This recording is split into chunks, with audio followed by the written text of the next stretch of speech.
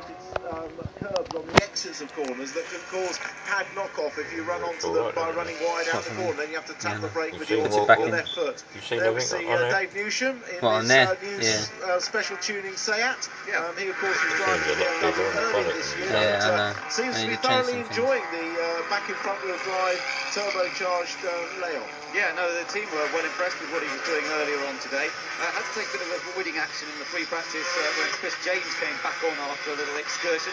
But the car looks great, doesn't it? The black and yellow colours. We're not going to miss that one in a hurry. No, great colour scheme, very distinctive and not like anything else out there. So, tight you plug that in. A pretty addition to the group. Just to remind you, he's the reigning Renault Clio champion, of course. So very Which has like a tripod. Although he started the season in a rear-wheel drive BMW, he's surely going to feel a little bit more at home in this kind of car. Yeah, I think your natural driving instincts, if you've done well in front-wheel drive, is probably more lean towards that.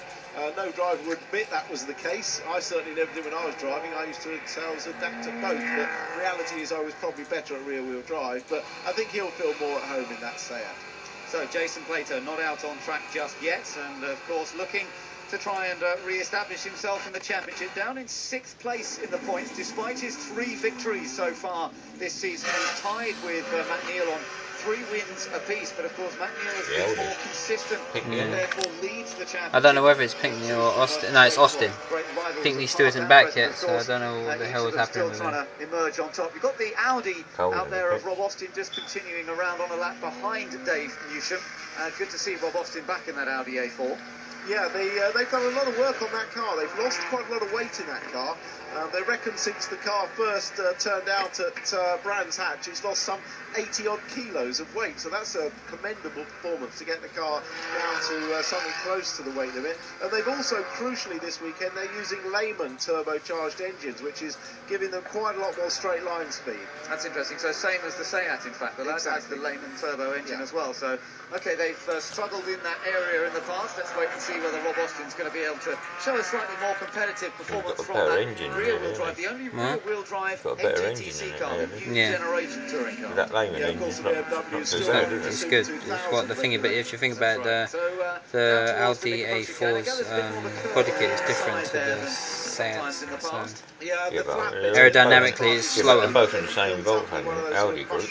No, but aerodynamically, it's slower. The car, but without really sort of damaging it, so it's quite a safe way of putting a curb in, so it penalises you if you try and cut it too much, but it isn't dangerous. So up towards the double right-hander at Druids, as it's known, then along the sort of back stretch towards Lodge Corner, tight 90-degree right-hander, lovely corner this as it plunges downhill as you go through the exit. Potential overtaking spot, we've seen some moves there in the past, down the dip, climb back up the other side and around to complete a lap. So not many laps are really being set as yet. They're doing their normal trick of going out, doing a lap, coming back in, switching their tyres around and then going back out to try and put in a quick lap. Yeah, interestingly, Dave Newsham didn't actually come in and cross his tyres. He actually stayed out there. So he may well have started on a slightly worn set of scrubbed-in rears and new fronts, just because it's a very warm day today and he didn't feel he needed to cross the tyres. Obviously, some way off the times at the moment that were set in free practice, but nevertheless, Newsham at the moment heading the times purely because no one who crossed their tyres has done a representative lap. Now Andrew Jordan here, along with Matt Neal, the only 2 drivers that have qualified in the top 4 on each of the previous occasions so far this year. And of course, what we're also waiting to see, Tim, is anybody can beat the Hondas in qualifying, because they have a 100% record, with Matt having 2 poles and Gordon 1. So that's going to be the interesting aspect here. Are Honda actually going to get beaten for once in qualifying?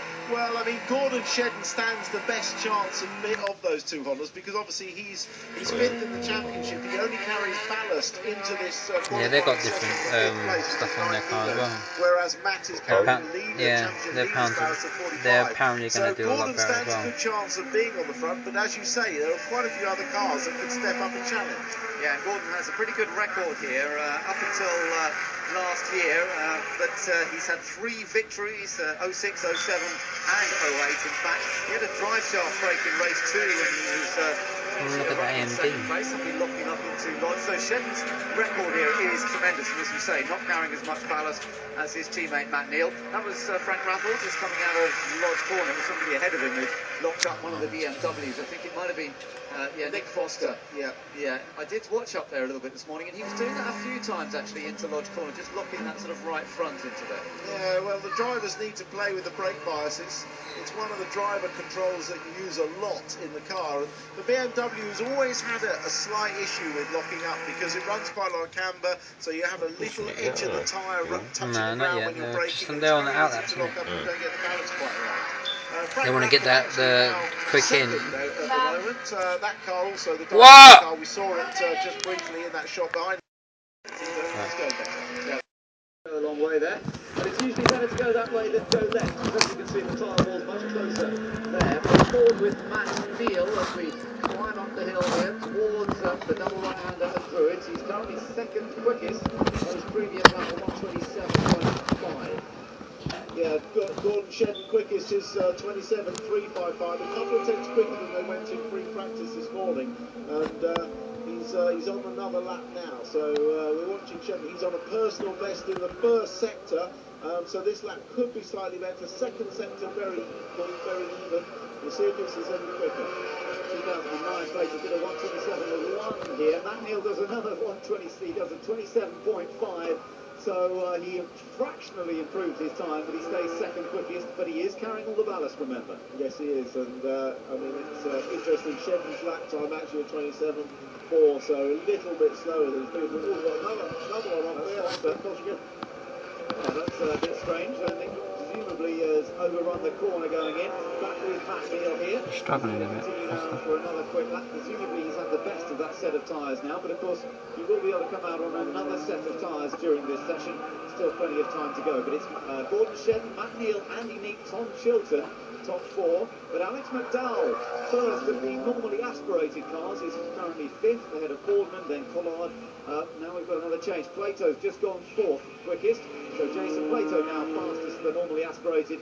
He's into 4th place. McDowell's been pushed back down to 6th position. Yeah, Plato for some reason actually waited and didn't go out at the start of this session. He left it for the others to run a lap or so. So he's actually running slightly out of sync with the others. He's a lap or so behind. So that was his first flying lap. This second lap we'll watch now. And he's quicker. No, he's not actually quicker on this first section. Apologies. Down to the hairpin he goes. Very easy to overrun that Highland hairpin. He uses a little bit of curve on the way out. And then, of course, he's got the plunge down the hill towards Knickerbrook. So, BTCC qualifying points. You in association with Duke. Still just over 20 minutes to go in this session. Try not to overrun the curves too much here. Looks as though he's still trying quite hard. Yeah, that last part of the, you just saw a bit of dust being kicked out the last part of the Knickerbrook chicane there. You actually have to turn in before you can even see the apex, and the touring cars do skip across the curve on the inside there to straight line it a little bit. But a great sequence of corners, comes up to Druids very fast, 110 miles an hour, all the way through, just running wide there. And he's got one of the tech speed cars running behind it. They actually haven't been able to get the 25 kilos out of that similar Chevrolet just because it was a slightly heavier car and they didn't have the money to throw it, taking the weight out. That might sound like a strange thing, but it costs you money to get weight out of the car. So across the line, Plato, no improvement on that lap. It was a 127.9. Still a good lap, but he stays 4th as behind him. Paul O'Neill running very wide. We jump on board the car. Paul currently in 7th place with the time he's established so far. And you just saw then how hard he is trying. They've made some changes to the damper setup on this car, and he says makes it better for riding the curves, which of course is a vital part of being fast in a touring car. Yeah, well, he's really pushing on, isn't he, on this lap, despite running wide a couple of times. But I mean, he's off his personal best anyway on this lap. I would be probably aborting this one. Looks like the tyres are really only at their best for really 1 or possibly 2 flying laps. Yeah, they work hard here, don't they? So there's not much opportunity to get several laps out of a set of tyres. So you're better off coming in back into the pits and bolting on another set. It's still Shedden fastest from Matt Neal. Andy Neate, you know, that's a really, really good lap. So we must make a point.